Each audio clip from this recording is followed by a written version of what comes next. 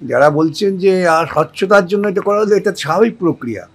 আসলে ওরা অস্বচ্ছ কাজ করতে করতে, দুর্নীতি করতে করতে এমন ডুবে আছেন, তখন একটু অক্সিজেন পেলেই মনে হয় অনেক পেয়ে গেছে। দেখুন, আমি সৌরভকে চিনি যে ভালো ক্রিকেটার হিসেবে, এর বাইরে কিছু বলতে পারবো না। ভালো ক্রিকেটার, ক্রিকেট ময়দানে ভারতবর্ষকে অনেক উঁচু জায়গায় নিয়ে গেছেন, সেটুকুই। এর বাইরে আর আমি কিছু বলতে পারবো না। তিনি চুরি করতে চাইছেন নিয়োগের মধ্য দিয়ে, সেটা আমরা করতে দেবো। উনি চাকরি করাতে চান না। তো আমি মামলা করে যত লোককে চাকরি দিয়েছি, মুখ্যমন্ত্রী তার 11 বছর তত লোককে চাকরি দিয়েছি। স্যার, আজকে একেবারে এসএসসির যে পরীক্ষা, সেই পরীক্ষার উত্তর সহ একেবারে ওয়েবসাইটে বের করে দেওয়া হলো এবং 5 দিন সময়সীমা দেওয়া হলো চ্যালেঞ্জ করার জন্য। স্বচ্ছতা বজায় রাখার জন্য তারা এটা করছেন, বারংবার তারা বলছেন। কতটা স্বচ্ছ থাকবে আপনার মতে? ভালো, এটা নিয়মিতাই।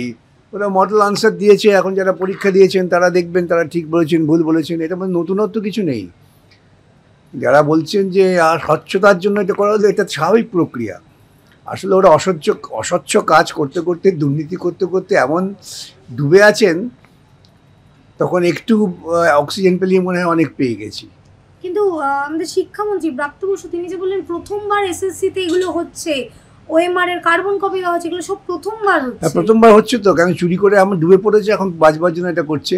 যে কোনো পরীক্ষা যখন স্বচ্ছতার সঙ্গে হয় তখন এসব মেনে নেওয়া হয়, এর নতুন কিছু না।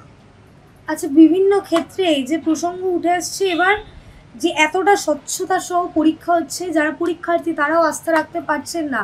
অভিযোগ উঠছে যে কার্বন কপি সেটা নাকি আগে থেকে সই করা ছিল।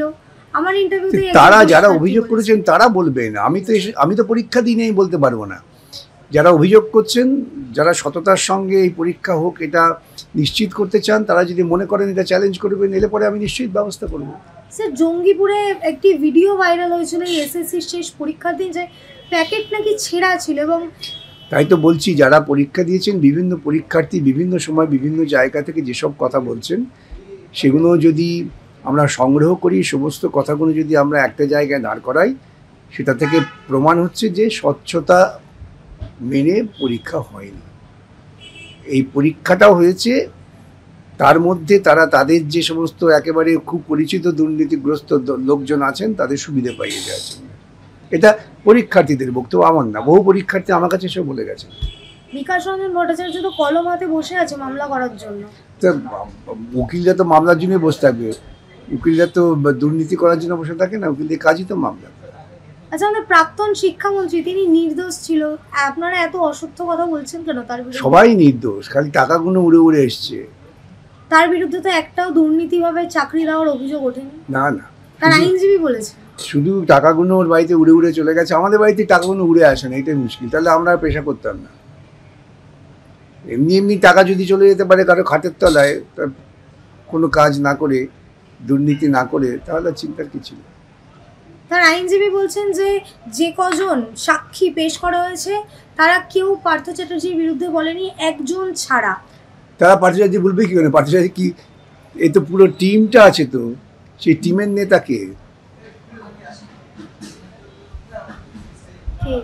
এটা ওরা বলুন, কে? আপনি বলুন। আমি বলবো, আমি তো জানি, আমি তো বলি মুখ্যমন্ত্রী। ওদের তো বলার সাহস হচ্ছে না, ভয় পাচ্ছে বলতে। আজকে এটা বললে পরে জেলের মধ্যে খুন হয়ে যাবে। কিসের ভয়? ওই জন্য জেলের মধ্যে খুন হয়ে যাবে। আচ্ছা, বিভিন্ন ক্ষেত্রে বিচারপতি এই প্রশ্ন তুলছেন যে সকল নিয়োগ হয়েছে সেই নিয়োগ নাকি প্রথমে মুখ্যমন্ত্রীর কাছে যেত, কিন্তু এইবার নাকি প্রথম এসএসসির কাছে গেছে। যারা বলছেন তাদের একটু বলুন আইন টাইনগুলো ভালো করে দেখে নিতে। মুখ্যমন্ত্রীর কাছে যেত কেন? যদি তাই যেত তাহলে তো এই সমস্ত পদ্ধতিটাই দুর্নীতিগ্রস্ত বলে স্বীকার করে নেওয়া হচ্ছে। তাহলে স্কুল সার্ভিস কমিশনের নিরপেক্ষতা কোথায়? সেই তো ঘুরে ফিরে এক জায়গায় তো আসছে। স্কুল সার্ভিস কমিশনের চেয়ারম্যান আজকে গতকাল প্রেস কনফারেন্স করে বলেছে যে 10 নম্বর অতিরিক্ত বাড়তি 10 নম্বর দেওয়া হয়েছে টিচিং এক্সপিরিয়েন্সে, সেটা নাকি ইন্টারভিউর সাথে যোগ হবে না, যে 60 নম্বরের পরীক্ষা আছে তার সাথে যোগ হবে। সে কাছে কি যোগ করে যা খুশি করুক, পরে যখন মামলা হবে তখন পরিষ্কার হবে কি করেছে না। মানে আবারও মামলা হবে? হতেই পারে, যারা আজকে বঞ্চিত হচ্ছেন তারা তো মামলা করবেনি। স্যার, একেবারেই অন্য প্রসঙ্গে আসবো। সৌরভ গাঙ্গুলি তিনি একেবারে নিজের পোশাক বিক্রির কোম্পানি খুলছেন অনলাইন শপিংয়ের। শালবনি কোথায় দেখুন, আমি সৌরভকে চিনি যে ভালো ক্রিকেটার হিসেবে, এর বাইরে কিছু বলতে পারবো না। ভালো ক্রিকেটার, ক্রিকেট ময়দানে ভারতবর্ষকে অনেক উঁচু জায়গায় নিয়ে গেছেন, সেটুকুই, এর বাইরে আর আমি কিছু বলতে পারবো না। কিন্তু শালবনী কোথায় গেল? সেটা তো যারা শালবনী যাদের সঙ্গে ব্যবহার করেছেন তারা বলতে পারবে। শালবনী সেই টাকা, শালবনী একটা ঘটনাই জানি, শালবনীতে কারখানা করার জন্য বুদ্ধদেব ভট্টাচার্যকে মমতা মাওবাদীদের সঙ্গে ঐক্যমত হয়ে খুন করার চেষ্টা করেছিল, এটা তো হচ্ছে প্রমাণিত। স্যার এই যে আপনি বললেন আবারও মামলা হওয়ার সম্ভাবনা রয়েছে, বারংবার মুখ্যমন্ত্রী বলছেন যে তিনি রিকোয়ারমেন্ট দিতে চাইছে, কেউ না কেউ আদালতে গিয়ে পিল দিচ্ছে, আসলে কেন করছেন? তিনি চুরি করতে চাইছেন, সেটা আটকাচ্ছে, আর কিছু না। তিনি তো চুরি করছেন না, তিনি রিকোয়ারমেন্ট দিচ্ছেন। ওইটা তো রিকোয়ারমেন্ট হয়ে চুরির টাকাটা আসবে। কেন কাজ আটকাচ্ছেন? তিনি চুরি করতে চাইছেন নিয়োগের মধ্য দিয়ে, সেটা আমরা করতে দেবো। চাকরি চান না? উনি চাকরি করাতে চান না তো। আপনারা চাকরি দিতে চান না? আমি মামলা করে যত লোককে চাকরি দিয়েছি, মুখ্যমন্ত্রী তার 11 বছর তত লোককে চাকরি দিয়েছে। মুখ্যমন্ত্রী এসএসকেএম এ নতুন উডবার্ন বিল্ডিং ব্লক 2 উদ্বোধন করে যে উডবার্নটা আছে সেটাকেই প্রাইভেট হাতে দিয়ে দিয়েছে।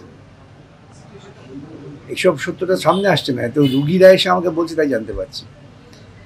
যে উডবার্ন ছিল, যে উডবার্নের একটা কোল ইউনিট ছিল, সেটা তো প্রাইভেটাইজ হয়ে গেছে। তো উনি সরকারি হাসপাতালের ভেতরেই বাণিজ্য করবার জন্য ব্যক্তি মালিকানার হাতে ছেড়ে দিচ্ছেন। কত বড় দুর্নীতি! উনি ভয় পাচ্ছেন যখন এই সমস্ত সত্য সামনে আসবে, শ্বেতপত্র, তখন উনি কোথায় যাবেন? দুবাই যাবেন না হুনুলুলু যাবেন, সেটা ওকে এখন ভাবতে হচ্ছে। স্যার একেবারেই শেষ প্রশ্ন, এই যে শিক্ষা ব্যবস্থা যেখানে গিয়ে দাঁড়িয়েছে, আমাদের রাজ্যে প্রাক্তন শিক্ষামন্ত্রী তিনি বলছেন তিনি নির্দোষ, সকলে একের পর এক জামিন পেয়ে যাচ্ছেন, সবাই নির্দোষ। একমাত্র দোষী হচ্ছে বিকাশ রঞ্জন ভট্টাচার্য, এছাড়া সবাই নির্দোষ। বামপন্থী আইনজীবীরা কেন চাকরি খাচ্ছে? ওই তো তারাই একমাত্র দোষী, যে তারা কেন চুরি ধরে দিচ্ছে। চুরি না ধরলেই হতো।